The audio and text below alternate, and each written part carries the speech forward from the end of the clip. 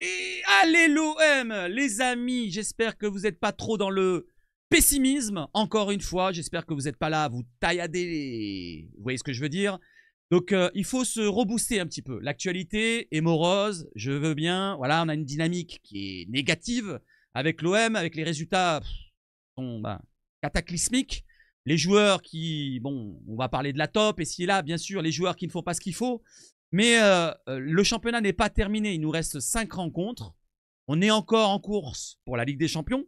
Certes, on est dans une mauvaise dynamique, je le répète. Les équipes sont plus en forme que nous, comme Lyon, comme Lille, comme Monaco, comme même Strasbourg. Voilà, si vous voulez. Bon, Nice, c'est autre parce qu'eux, ils sont vraiment en difficulté aussi, mais on s'en fout. Je vais vous faire cette vidéo-là pour vous rebooster un petit peu le moral. Alors, il y a du mercato, vous l'avez vu dans le titre, parce que le principal leitmotiv de la vidéo, et ça va vous attirer, et ça vous attire bien comme il faut. N'hésitez pas à liker, disliker, partager tout le bordel. Comme d'habitude, la petite alerte. Pour donner de la force. On va commencer par l'actualité. Voilà, l'actualité, tout ce que je viens d'énoncer, on va en parler très rapidement et on va sur le mercato. Parce qu'il y a des informations quand même qui sont intéressantes, des rumeurs qui sont intéressantes. Et on y va tout de suite, après quoi? L'introduction c'est terminé, mais on change d'écran. Allez, on change d'écran, donc on voit sur le calendrier, mais avant de partir sur le calendrier, il y avait la petite transition que j'ai oublié de mettre. Je la mets tout de suite et elle est là maintenant. Actualité. Voilà. C'est bon? Allez, c'est bon. Actualité, donc la lutte aux places européennes. Et on est ensemble en live, en plein live. Si vous n'êtes pas au courant, je fais des lives tous les matins cette semaine, jusqu'à la fin de semaine, jusqu'au début de semaine prochaine. Donc ceux qui sont intéressés de passer des bons moments avec moi, eh ben venez demain matin, 10h, 10h15 à peu près, 10h30 grand max. Donc la lutte aux places européennes, de la 2e à la 7e place, la lutte au podium, pour l'OM principalement, on réclame que ça. Voilà, la 2e ou la 3e place, la 4e c'est problématique avec les tours préliminaires. 2 tours préliminaires de Ligue des Champions, donc ça fait 4 matchs. Ça serait problématique pour le mercato qu'on va parler après. Donc pour l'instant, nous sommes 3e à 1 point de Monaco. La différence de but, on est inférieur, plus 22 pour Monaco, plus 16 pour nous. Ensuite, on a Toulouse. Toulouse. Parce qu'on a affronté Toulouse dernièrement, peut-être pour ça. On a Lyon derrière avec plus 18 en différence de but. Donc c'est kiff-kiff et 1 point de retard. Les Lyonnais qui reviennent fort, ils ont leur derby, certes c'est compliqué, mais ils vont le gagner je pense. Et ils reçoivent 3 fois dans cette fin de saison. Donc attention à Lyon, attention à Monaco, attention à Lille aussi qui ont un bon calendrier. Et après, degré moindre, les Strasbourgeois, les Niçois qui vont jouer contre les Puputiens et qui vont probablement perdre des points, un petit peu comme tout le monde. Voilà, je le disais tout à l'heure dans le live, certains m'ont dit on va probablement faire 10 points. Et je vous demande, tiens, combien on va faire de points?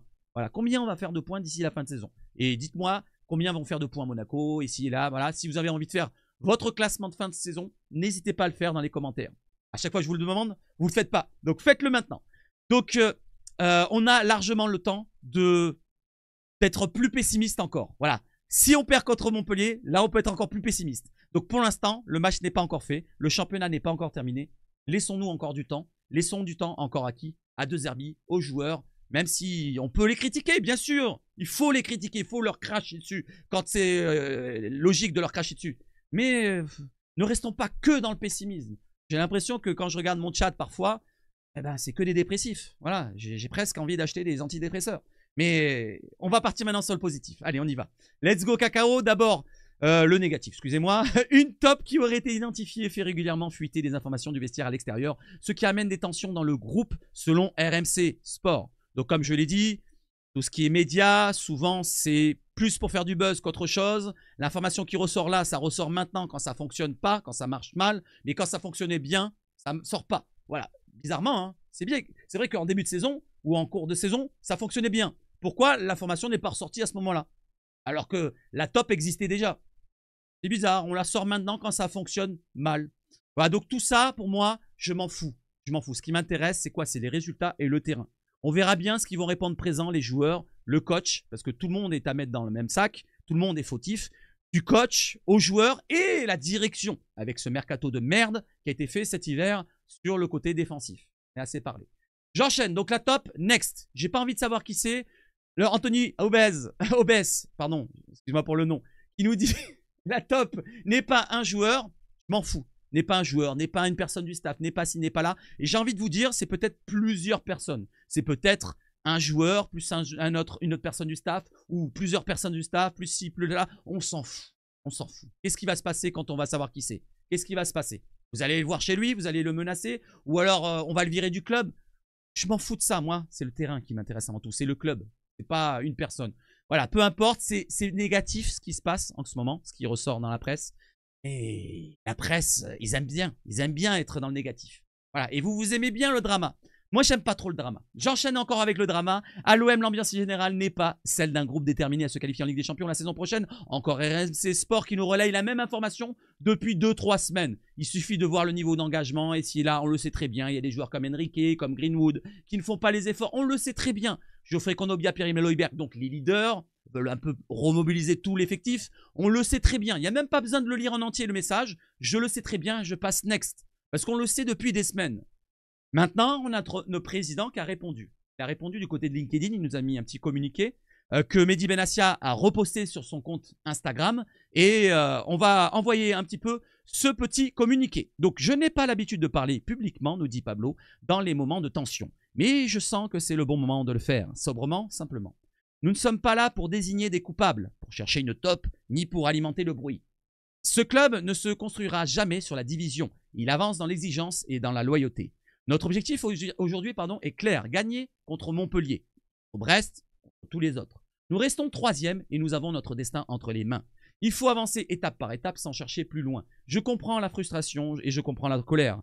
Ce que j'ai vu à Monaco, nos supporters chanter jusqu'à la dernière minute, malgré les résultats, m'a rappelé ce que signifie faire partie de l'OM. Cette fidélité ne se commente pas, elle se respecte, elle se mérite. Je suis responsable, nous dit Pablo, du projet que nous avons engagé. Je l'assume avec lucidité, avec calme et avec détermination. Et je vois chaque jour des joueurs qui travaillent, un coach et un staff engagés et des salariés qui tiennent ce club avec force, souvent dans l'ombre. Donc, un message pour apaiser, c'est bien sûr de la com, bien sûr. Il y a des vérités et des contre-vérités, il y a peut-être du mensonge ou un aiguillage pour aller dans le positif, bien sûr. Comme le fait que les joueurs travaillent bien ici et là. On le sait très bien qu'il y a des tensions, elles sont sûrement réelles. Je dis bien sûrement réelles, je ne suis pas moi à l'entraînement, je ne peux pas savoir. Mais voilà, il veut un petit peu apaiser les choses et c'est le moment de le faire. Je suis d'accord avec Pablo Longoria. Maintenant, en interne, ce qui est en interne, peut-être qu'il doit taper plus du poing sur la table. Là, entre nous, bien sûr, on doit apaiser les choses pour pas non plus se faire du mal. Et derrière, en interne, ça doit être un peu plus dur. Voilà, c'est ce que je pense. Ah oui, petit update. Je rajouterai aussi une chose sur les dirigeants. Alors, j'ai parlé du mercato. Voilà, la gestion du mercato qui a été dégueulasse, surtout cet hiver, point de vue défensif. Mais je rajouterai aussi le côté mentalité. Alors, on parle de mentalité, je vous parle de mentalité qui est très importante. Mais est-ce qu'ils ne l'auraient pas, comme a dit Néné, baisé avec toutes leurs crises, que ce soit autour de l'arbitrage, que ce soit autour du tout corrupt, voilà, toutes ces choses-là. Est-ce qu'ils ne seraient pas aussi leur part de responsabilité dans ce domaine-là? Bon, on parle aussi du domaine du mercato, mais aussi du domaine de la gestion de la mentalité, de tout un groupe, de tout un club. Parce que ça rajoute un petit peu de tension. Ça rajoute de la tension à De Zerbi derrière, et les De Zerbi, il la rajoute derrière, après, à ses joueurs. Voilà, tout ça, on peut le rajouter. Voilà pour Pablo Longoria et son petit message, et on va passer next là-dessus. Sinon, pour le côté pessimiste, donc c'est terminé, donc on est dans le positif. On a ChatGPT qui nous a fait son petit pronostic d'ici la fin de saison. Merci à OMCLK 974, qui est de la Réunion, si je ne me trompe pas, qui nous fait son petit pronostic d'ici la fin de saison. Et selon ChatGPT, 94,4% de chances de terminer dans le top 4 pour l'OM, ce qui garantit minimum une place en barrage de Ligue des Champions. 84,6% de chances de finir dans le top 3 pour l'OM, synonyme de qualification directe pour la phase de groupe. Donc c'est plutôt positif. 84%, c'est plutôt un bon pourcentage. Je ne sais pas ce que vous en pensez. Et on passe next pour le message, le dernier message de ce côté positif, négatif de la chose. Le temps que ça a pris pour Arteta. Je parle pour De Zerbi. C'est Guillaume Daquet qui nous met ce message-là. Le temps que ça a pris pour Gasperini, donc deux coachs. Un du côté d'Arsenal, Arteta, qui a mis du temps à mettre en place son concept, son jeu, ici et là. Maintenant, ça fonctionne bien. On l'a vu face au Real. Gasperini avec l'Atalanta, qui gagne l'Europa League l'année dernière. Non, ils perdent en finale? Non, ils gagnent en finale contre Leverkusen, excusez-moi. Gasperini, oui. Gasperini du côté de l'Atalanta. Le temps que ça a pris pour d'innombrables coachs. Voilà, on peut en mettre plein. Alors oui, depuis des semaines, on souffre. Depuis des semaines, on doute. Effectivement, c'est vrai, c'est vrai. Mais une équipe, ça se construit avec le temps, sûrement plus rapidement avec la Ligue des Champions, c'est certain. Mais beaucoup plus lentement si on veut déjà tout raser avec quelques semaines, après quelques semaines de difficultés, pardon. Ligue des Champions plus une défense solide pour l'année prochaine. Et beaucoup remonteront dans le train en un rien de temps. Et je suis d'accord avec ce message-là en général, même si, bon, c'est vrai qu'il faut quand même dire les choses qui vont pas, c'est-à-dire les joueurs qui ne répondent pas présents, ou alors le coach qui fait des erreurs. Parce que je protège pas De Zerbi en disant qu'il ne faut pas le virer. C'est juste que je dis, laissons le temps au temps et voyons un petit peu déjà la fin de saison et le début de l'année prochaine. Moi, je viserai déjà De Zerbi l'année prochaine en début de saison, avec une troisième période de mercato. Il aura eu les coups des franches, il aura eu le visionnage sur le mercato. C'est lui qui aura fait les choix au dernier moment pour le profil qui valide ou pas. Et à ce moment-là, on visera De Zerbi. L'année prochaine, avec une équipe qu'il aura formée en 3 mercato, là, maintenant, il n'aura plus le choix de proposer quelque chose d'autre. Ne serait-ce qu'en termes de jeu proposé, parce que des fois, on s'ennuie un petit peu, mais aussi surtout par les résultats, qui soient plus réguliers contre les Reims, les Angers, les Strasbourg, les Silla, même si Strasbourg, c'est une belle équipe, mais il faut gagner ces matchs-là. Voilà, si tu es à l'OM, tu dois gagner ces matchs-là. Voilà, j'enchaîne maintenant avec le mercato, les amis. C'est terminado, mais avant de partir sur le mercato, il y a un dernier sujet. C'est juste Monsieur Brizard qui sera l'arbitre du match contre Montpellier. Le ratio est positif. Et il y aura Monsieur Castro, à chaque fois le truc, qui est à la VAR. Allez, on enchaîne avec le mercato, on y va tout de suite. Et c'est maintenant la transition. Désolé dans le chat, hein, si je ne dis pas. On est dans le mercato. Allez, c'est parti. Le mercato, c'est parti d'abord pour De Zerbi. On part de la base. L'AC Milan aurait jeté son dévolu sur Massimiliano Allegri pour prendre le banc la saison prochaine de l'AC Milan. La piste Roberto De Zerbi s'éloigne selon Gazzetta dello Sport. On l'avait déjà vu cette information-là il y avait quelques semaines, mais je vous la remets en avant. Elle date d'aujourd'hui, ça a été relayé par Mercato OM si je ne me trompe pas de compte. Twitter, on enchaîne avec la première rumeur qui sort aujourd'hui encore une fois. On avait entendu parler de Boscagli cet été. Cette fois, ça ressort, selon Rudy Galetti, qui nous dit qu'Olivier Boscagli quittera bien le PSV Eindhoven cet été comme agent libre. Donc, il sera libre de tout contrat. Et ça sera un transfert, finalement, plus une prime à la signature qu'un transfert. Voilà, donc, il aura une grosse prime à la signature, un nouveau contrat pour lui, un nouveau projet pour lui, en espérant que ça soit, pourquoi pas, pour l'OM. Parce que c'est un bon joueur, très bon joueur d'Eredivisie et même en Ligue des Champions, on l'a vu son niveau. Donc, Boscagli, qui est français, qui connaît le championnat français, qui a joué à Nice, qui est formé à Nice si je ne me trompe pas. Donc pourquoi pas Boscagli à l'OM. Donc j'enchaîne. Brighton, qui avait manifesté son intérêt il y a quelques mois, a ralenti ses recherches, se concentrant sur d'autres cibles. Donc Brighton, ancien club de De Zerbi. Est-ce que De Zerbi aurait servi à atténuer la chose du côté de Brighton? Il aurait appelé ses potes de Brighton, il aurait dit écoute, me fais pas chier avec Boscagli, laisse-moi le à l'OM. Je rigole, hein, c'est bien sûr pas vrai. Récemment, l'OM a des clubs de Serie A, parce qu'il y a les drapeaux juste en dessous, c'est mal marqué, c'est une traduction, de Bundesliga et de Turquie, auraient contacté le défenseur central pour obtenir des informations récentes, pour savoir où il en est. Voilà le dossier, est-ce qu'il va prolonger ou pas? Pour l'instant, ce n'est pas le cas. Il devrait partir, comme il y a marqué en haut, comme agent libre. Donc on va suivre ça de très près dans les prochaines semaines, parce que le mercato, ça va commencer à pétiller, ça va commencer à être du concret maintenant. Début mai, ça commencera à être vraiment du concret, et début juin, ça sera l'officiel. Voilà, donc on suivra ça de très près ensemble. J'enchaîne avec la rumeur que je vous ai citée déjà depuis hier matin. Donc c'était Greenwood. Greenwood offre de 90 millions d'euros. Alors à prendre avec de grosses pincettes, hein, celle-là, toutes les informations que je vous cite. Hein. Piraraes, je ne sais pas si on le dit comme ça en espagnol, .net qui nous dit qu'il y aurait une offre de 90 millions d'euros pour Mason Greenwood qui nous viendrait de l'Arabie Saoudite. 50% du prix à la vente du joueur. C'est pas ça exactement, je crois que c'est la plus-value. On va voir ça plus précisément après. Donc, regardons un petit peu l'offre, donc 90 millions d'euros, ce qui correspondrait à 45 millions d'euros si on regarde les 50% pour l'OM et 45 millions pour United. Greenwood est très heureuse à Marseille. Maintenant, il faut regarder la vie du joueur parce que s'il n'a pas envie d'aller jouer à Al Hilal ou Al Ittihad ou Al Nasser, c'est les clubs qui sont intéressés, il ne partira pas. Il restera à l'OM, à moins qu'il y ait une dinguerie, une offre dingue on ne peut pas refuser et on le force à partir. Je ne vois pas la chose pour l'instant. D'un côté, il a la possibilité de recevoir, je parle de Greenwood, une offre lucrative pour déménager en Arabie Saoudite, pour un gros salaire, pour un gros contrat, mais de l'autre, son bonheur de l'Olympique de Marseille et de son désir de rester en Europe pourrait prévaloir. On s'attend à ce que davantage de clarté sur son avenir émerge dans les prochains jours, mais ce qui est sûr, c'est que son nom est sur les lèvres de nombreux clubs en Europe et en Asie. Voilà pour Greenwood. À petite précision, comme je vous l'ai dit, le transfert était de base de 23,6 millions d'euros. Les bonus de 8 millions d'euros, mais on ne compte pas les bonus dedans puisque c'était au bout des 3 ans. Donc, on va prendre la valeur de 23,6 millions d'euros et c'est sur la plus-value en fait. Donc en fait, on fait le calcul de 90 millions d'euros à 23 millions d'euros et on prend cette somme-là, on la divise par 2 et on la donne à Manchester United. Ce qui nous donnerait quoi? Au bout du compte, pour l'OM, si on fait le compte de tout ça, ça nous fait cette somme-là. L'OM reprendrait, donc sur les 90 millions d'euros, on récolterait les 56,8 millions d'euros avec cette histoire-là de 50%. 56 millions d'euros pour Greenwood. N'hésitez pas à me dire, est-ce que vous vendez ou pas? C'est à vous de me le dire. Allez, j'enchaîne. J'enchaîne avec un autre dossier, celui de Luis Enrique. Il est le plus chaud actuellement. L'Inter serait prêt à mettre 29 millions d'euros. On était bloqué sur les 24 plus 4, donc ça fait du 29 millions d'euros pour attirer Luis Enrique. Il y aurait aussi le Bayern qui reste très intéressé et qui compte lui donner une importance pour l'année prochaine, selon Plättigol. C'est le journaliste allemand de Sky. Donc on suit ça encore de très près. Ça bouge dans le sens de l'Inter pour l'instant. Il a un petit peu un regard, on le voit sur l'étranger plus que sur l'OM actuellement, Luis Enrique qui est pas très bon. Donc je vais vous dire, moi 29 millions d'euros c'est une superbe offre pour un joueur qui n'est plus intéressé par l'OM actuellement. Il peut se rebooster d'ici les 5 matchs qui nous restent et je l'espère pour le bien de l'OM. Donc Luis Enrique, si tu me regardes, finis tes 5 matchs. Après si tu as envie de partir, tu le dis et tu partiras. C'est comme ça que ça se passera.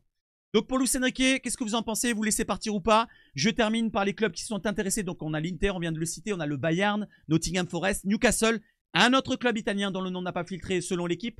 Et on peut penser à qui? À la Juve. Parce qu'en début de saison, en été, on parlait, selon Corriere dello Sport, de la Juve qui était intéressée par Luis Enrique. C'était Thiago Motta à l'époque, je veux bien, il n'est plus à la Juve. Mais c'était la Juve qui était intéressée pour 15 millions d'euros pour Luis Enrique. 15, 25, il y a 10 millions d'écart. Est-ce que la Juve s'y réintéresse? On va suivre ça de très près. On ne sait jamais si ça ne se fait pas du côté de l'Inter ou du Bayern. Maintenant, parlons du remplaçant. Et oui, parce que j'ai mis dans le titre, Enrique remplacé, je crois, si je ne me trompe pas. Donc, qui serait le remplaçant? Alors, pas poste pour poste, mais remplaçant nombre pour nombre et pratiquement, allez, on va dire dans la ligne d'attaque. Voilà, dans la ligne d'attaque, il y a un attaquant qui est suivi apparemment. Les représentants de l'OM étaient dans une loge à Sassuolo pour suivre de près le crack, et j'ai envie de rajouter Craquito, parce qu'il n'est pas encore crack. C'est pas crack en première division, c'est plutôt Craquito second niveau. Ryan Francisco, 18 ans, le PSG et Montpellier sont également sur le dossier du jeune attaquant. Alors je ne comprends pas pourquoi Montpellier est intéressé. Qu'est-ce qu'ils foutent là Montpellier entre PSG et OM? C'est bizarre. Selon le média ESPN, donc Eduardo Alfonso qui travaille du côté d'ESPN.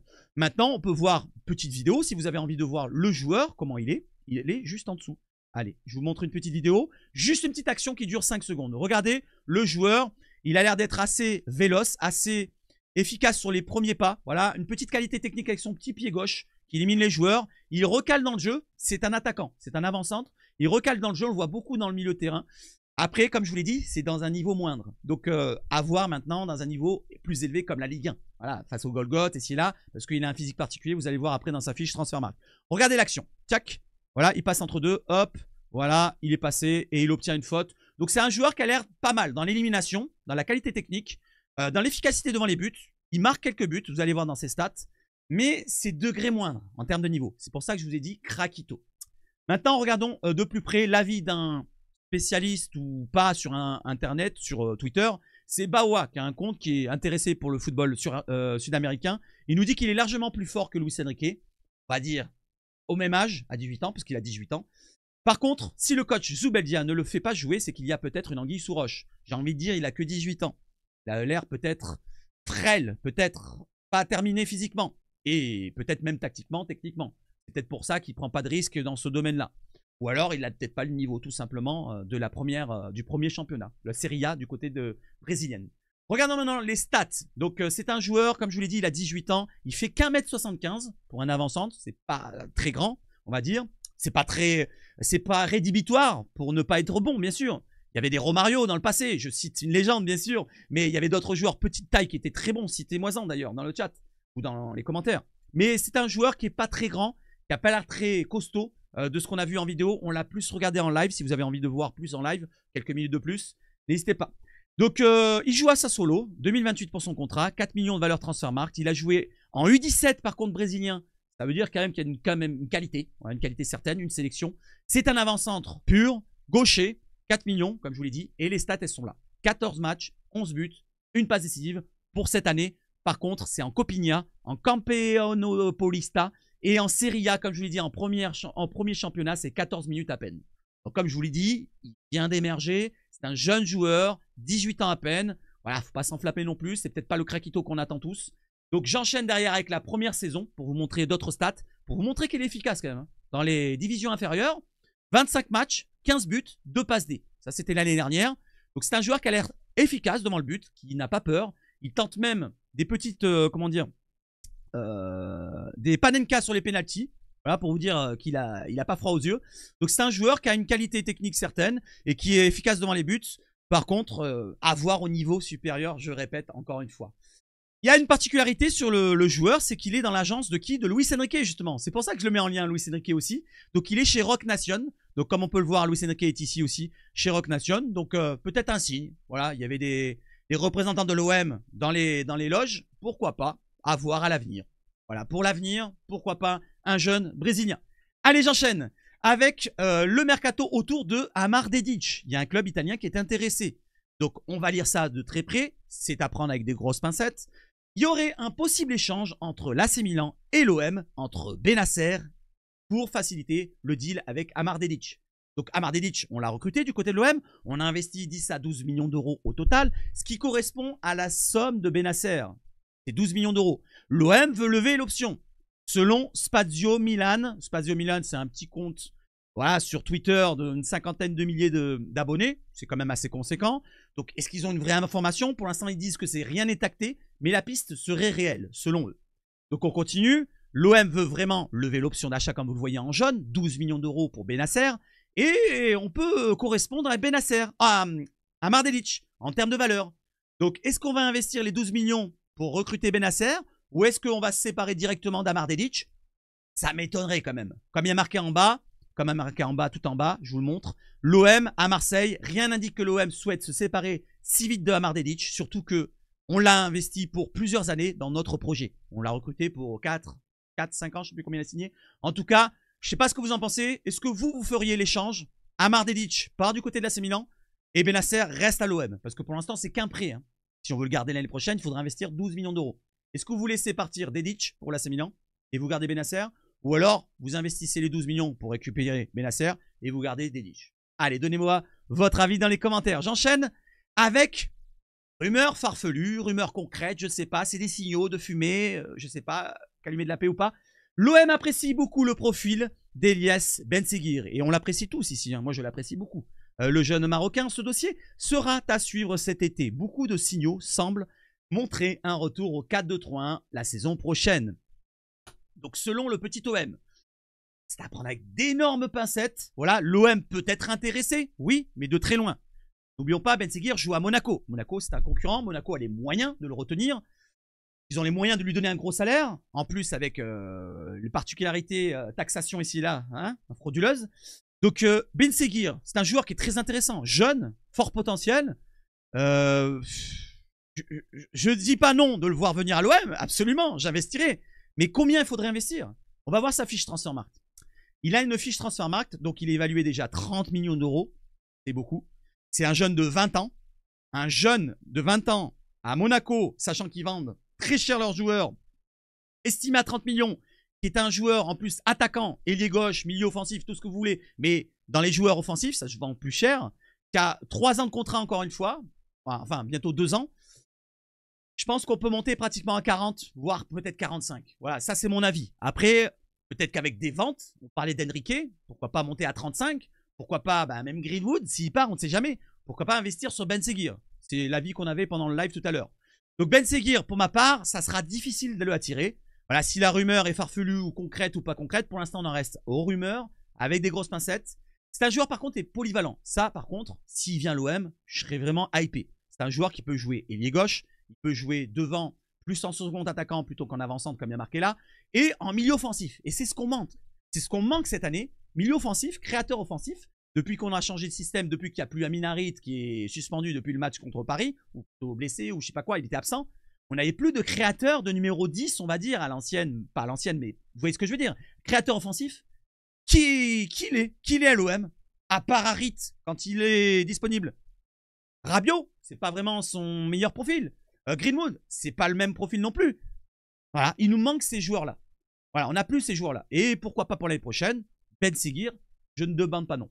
C'est un droitier. Bon, je vous montre les stats de cette année pour vous montrer quand même qu'il a performé encore cette année, même l'année dernière. Donc 2300 minutes pour 41 matchs, 9 buts, 4 passes D. Il a découvert la Ligue des Champions aussi. Il a joué 10 matchs, il a marqué 2 buts. Donc il a le niveau, il a le niveau, il a le niveau. Et je demande à ce qu'il vienne à l'OM. Viens chez nous, mon petit Elias. Il y avait ton frère qui est passé. Pourquoi pas, tu fais la même chose. Allez, j'enchaîne avec un autre joueur qui était dans les rumeurs. C'était Paul Pogba, cible au moins 3 championnats pour faire son retour. Merci à Joe de me l'avoir donné. Bundesliga, Ligue 1, La Liga. Donc c'est les 3 championnats principaux qui viseraient. Pour un retour, pourquoi pas. Figure également dans ces destinations envisagées la MLS et l'Arabie Saoudite. Donc selon Plétigol, encore le journaliste allemand. Voilà, donc Paul Pogba qui est sur le retour. Il peut revenir. Il peut revenir depuis le 11 mars, si je ne me trompe pas. Pour l'instant, il se remet en forme de son côté. Alors moi, je vous ai donné mon avis tout à l'heure. Alors Paul Pogba, si mentalement il se remet, oui, pourquoi pas. Voilà. Après, faudra voir ce qu'on a au milieu. Faudra pas non plus prendre que des milieux au bout d'un moment. Après, il y a un problème. Voilà, sur ce mental-là, ce côté mental-là, il a fait une interview dernièrement où il a dit qu'il était en dépression, il perdait de ses cheveux, ici et là, il n'y a pas si longtemps que ça. Donc ça marque. Et est-ce qu'il va être encore marqué en arrivant à l'OM? J'ai pas envie d'avoir un joueur dépressif. Vous voyez ce que je veux dire? Tout Paul Pogba qu'il est, je le prendrai pas s'il y a encore ce problème-là. Voilà, je le prendrai pas. Voilà, donc Paul Pogba, merci à toi encore. Si tu es au top, il n'y a pas de souci. Si tu n'es pas au top, va dans d'autres championnats. Merci encore. Allez, on enchaîne avec des rumeurs peu concrètes. Celle-là, bon, elle est vraiment, c'est farfelu là. C'était vraiment pour la boutade de fin de vidéo. Regardez bien jusqu'au bout. Voilà, c'est Kevin De Bruyne à l'OM. Et oui, c'est le choc sur Canal. Et oui, il est annoncé à l'OM. Non, c'est un avis. C'est un avis du journaliste. C'est juste pour les comptes qui relayent un petit peu ces trucs-là. Voilà, les e-sports. Mais parfois, je vois même des comptes insiders sur X qui relayent des informations. C'est un peu gavant. Donc, Margot Dumont, journaliste du côté de Canal, nous dit qu'elle recommande donc l'OM de tenter le coup De Bruyne, qui est en fin de contrat à City, il va ne pas prolonger. Lui, il a dit dernièrement, la décision, c'est de trouver quelque chose qui me plaît dans le sportif et pour ma famille aussi, c'est important. On va voir ce qui se passe. Donc, Kevin De Bruyne, qui semble en fin de carrière, certains m'ont dit il est rincé. J'ai regardé ses stats, c'est pas tant rincé que ça, finalement. C'est 8 buts, je sais plus, en 35 matchs, je sais plus, et 9 passes D. Moi, si je me trompe, 6-8 buts et 9 passes D en 35 matchs. Je ne sais pas si je me trompe de chiffre, mais je ne dois pas être loin. Pour une saison en Première Ligue et en Ligue des Champions, c'est plutôt correct, honorable, on va dire. Même si De Bruyne devrait faire plus de matchs et plus de stats, peut-être. Hein, il a tout le temps dépassé les 10 passes D et peut-être les 10 buts. Il fait le double-double à chaque fois. Si je ne me trompe pas ou pas loin.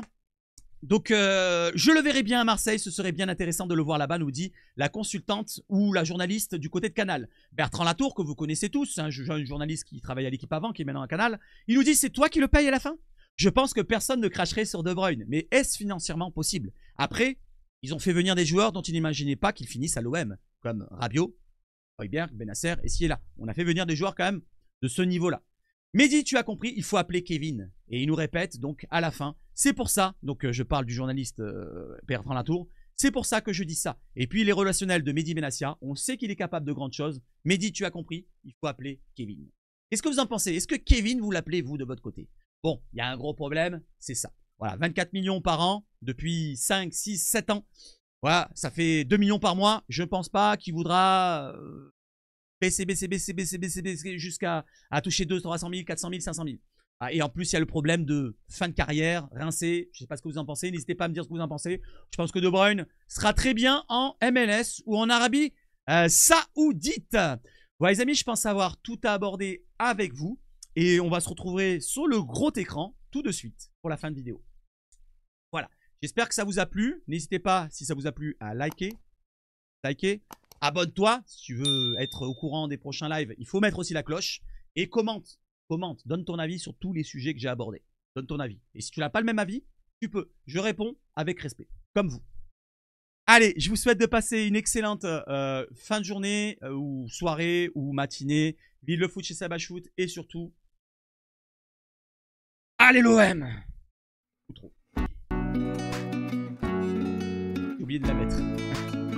Allez, ciao.